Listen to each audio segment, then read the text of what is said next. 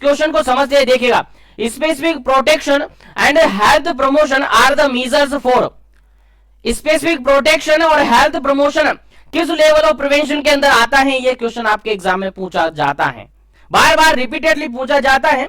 इसके regarded option आपके पास इस तरीके से थे, primary level of prevention, B option था secondary level of prevention, C option था टर्सरी लेवल ऑफ प्रिवेंशन और डी ऑप्शन था स्पेसिफिक प्रोटेक्शन।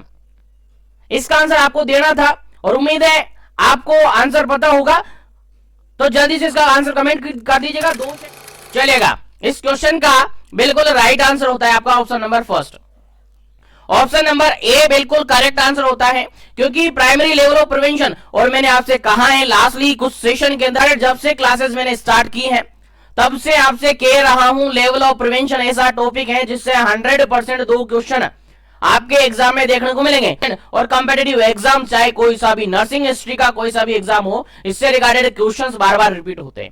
चलेगा, इस क्वेश्चन का राइट आंसर हो जाता है आपका option number A, primary level of prevention. देखिएगा, मैंने बताया था प्राइमरी लेवल ऑफ प्रिवेंशन के अंदर इंक्लूड किया जाता है हेल्थ प्रमोशन, इंक्लूड किया जाता है हेल्थ प्रमोशन और स्पेसिफिक प्रोटेक्शन। याद रखिएगा, हेल्थ प्रमोशन बाय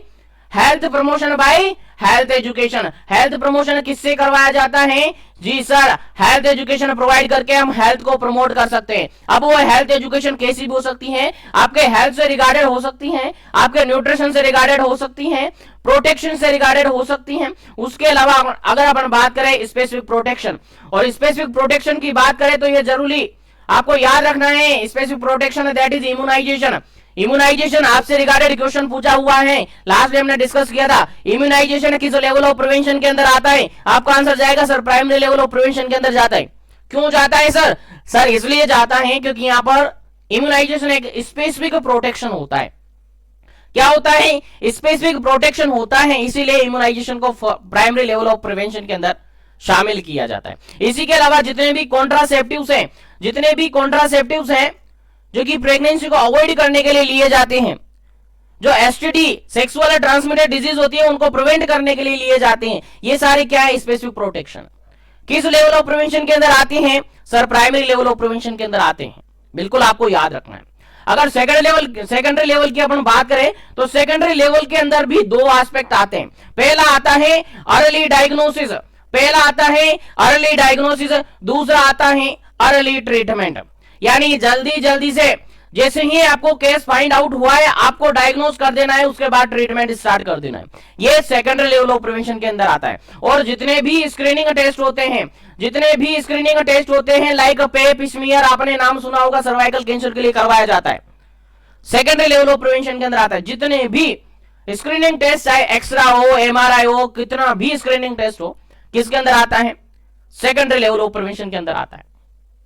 अगर टर्सरी लेवल ऑफ प्रिवेंशन की अगर बात करें अपन,